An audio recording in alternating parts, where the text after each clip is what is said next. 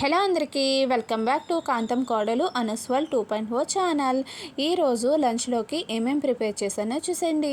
ఫస్ట్గా అమ్మవారికి నైవేద్యంగా పరమాన్నం ప్రిపేర్ చేశాను. పరమాన్నం దొండకాయ పల్లీల కారపొడి వేసి దొండకాయ ఫ్రై, గోరుచిక్కుడు కూడా పల్లీల కారపొడి వేసి గోరుచిక్కుడు ఫ్రై కూడా చేశాను. అండ్ సాంబార్, అప్పడాలు అండ్ వైట్ రైస్. ఇదండి మా లంచ్. అయితే మనకి ఇంట్లో పల్లీల కారపొడి కానీ అలాగే కొబ్బరి కారపొడి కానీ అలాంటి ఏమన్నా పొడులు ఉంటే ఈజీగా ప్రిపేర్ చేసేసుకోవచ్చు ఇలాంటి ఫ్రైస్ అని. నేను పల్లీల కారపొడి ఎలా ప్రిపేర్ చేశానో చూపించేస్తున్నాను. ఫస్ట్ చూసేయండి. పల్లీల్ని డ్రై రోస్ట్ చేసుకుందాం. చక్కగా ఆయిల్ లేకుండా సిమ్లో పెట్టి డ్రై రోస్ట్ ఓపిక్గా చేసుకోవాలి. లోపల వరకు ఫ్రై అవ్వాలంటే మనం సిమ్లో పెట్టుకుని ఫ్రై చేసి పక్క తీసుకుందాం.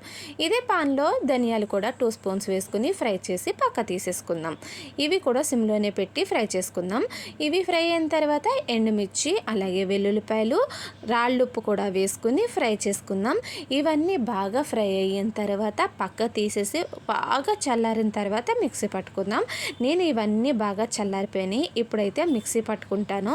అప్పుడు మనకి ముద్దగా కాకుండా పొడి పొడిగా చాలా బాగా వస్తుంది. బాగా చల్లారిన తర్వాత ఇలా మిక్సీ పట్టుకుంటే చక్కగా ఈ పొడిని స్టోర్ చేసి పెట్టేసుకుందాం. ఈ రోజైతే నేను దొండకాయ పల్లీల కారపొడి చేస్తున్నాను కదా, దొండకాయల్ని ఇలా పొడవుగా కట్ చేసేసుకుని, దొండకాయలు తొందరగా ఫ్రై అవ్వవు కాబట్టి కుక్ అవ్వవు కాబట్టి నేనైతే డీప్ ఫ్రై చేసుకుంటున్నాను.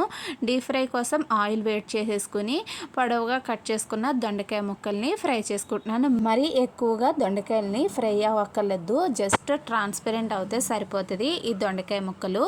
మరీ ఎక్కువగా ఫ్రై అయిపోయినా ఆ ఫ్లేవర్ మనకి తినేటప్పుడు తెలియదు. అందుకని చెప్పేసి తొందరగా కుక్ అవ్వవు కాబట్టి ఇలా డీప్ ఫ్రై చేసుకుంటున్నాను. మనకి ఇలా కలర్ చేంజ్ అయ్యింది కదా, దొండకాయలు ఇలా కుక్ అవుతే సరిపోతుంది. ఇప్పుడు ఈ దొండకాయ ముక్కల్ని వేరే పెనంలోకి షిఫ్ట్ చేసేస్తాను. ఆయిల్లోంచి పక్కకు తీసేసి వేరే పెనంలోకి షిఫ్ట్ చేసేస్తాను అన్నమాట. తీసేసిన తర్వాత అందులోకి మనకి దొండకాయలోకి కొంచెం ఉప్పు కారం ఎక్కువ తినేవాళ్ళు అయితే యాడ్ చేసుకోవచ్చు. మేమైతే కొంచెం తక్కువగానే తింటాము.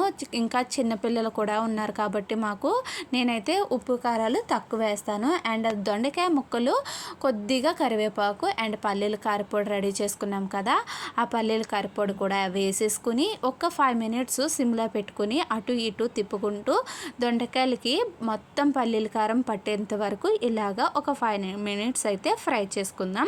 అంతేనండి, చాలా సింపుల్గా అయిపోతుంది ఇలాగా పొడి ఇంట్లో ఉంటే. ఇప్పుడు దొండకాయ పల్లీల కారపొడి అయితే మనకి రెడీ అయిపోయింది. చూసారు కదా, హెవీగా కాకుండా దొండకాయ ముక్కల్ని చక్కగా ఇలా నార్మల్గా ఫ్రై చేసుకుని పల్లీల కారపొడి చేసుకుంటే చాలా బాగుంటుంది. నెక్స్ట్ వచ్చేసి గోరుచిక్కుడు పల్లీల కారపొడి ప్రిపేర్ చేసుకుందాం.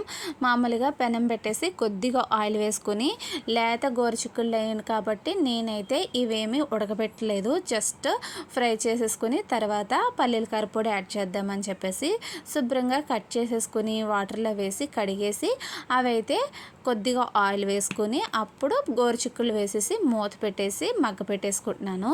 ఇవి కొద్దిగా మగ్గిన తర్వాత సాల్ట్ కావాలంటే యాడ్ చేసుకోవచ్చు. మనకి పల్లీల కారపొడిలోకి సాల్ట్ అలాగే ఎండుమిర్చి కారం ఉంటుంది కాబట్టి నేనైతే ప్రస్తుతానికి వేయట్లేదు.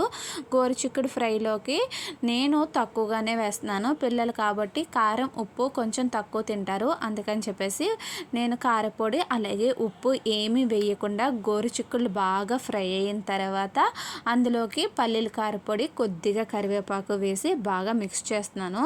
ఇలాగ ఒక 5 మినిట్స్ అయితే సిమ్లో పెట్టేసుకుని గోరుచిక్కులకు బాగా పట్టేంత వరకు పల్లీల కారం మొత్తం అదంతా పట్టేంత వరకు ఫ్రై చేసుకోవాలి. సిమ్లో పెట్టుకుని మూత పెట్టకుండానే అటు ఇటు తిప్పుకుంటూ గోరుచిక్కులకు మొత్తం పట్టేంత వరకు ఫ్రై చేసుకుందాం.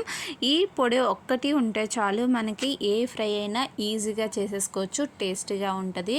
అండ్ ఇదే ప్రాసెస్లో క్యాప్సికమ్ చేసుకోవచ్చు, వంకాయ చేసుకోవచ్చు. ప్రస్తుతానికైతే దొండకాయ పల్లీల కారపొడి ఇంకా గోరుచిక్కుడు పల్లీల కారపొడి ప్రిపేర్ చేశాను. చూసారు కదా ఎంత సింపుల్గా అయిపోయిందో. మనకి గోరుచిక్కుడు పల్లీల కారపొడి పొడితో ఫ్రై కూడా రెడీ అయిపోయింది. చక్కగా ఈ రోజైతే నేను వేడివేడిగా సాంబార్ పెట్టాను. గుమ్మడికాయ ముక్కలు, వంకాయ, బెండకాయ అన్నీ వేసి సాంబార్ పెట్టాను.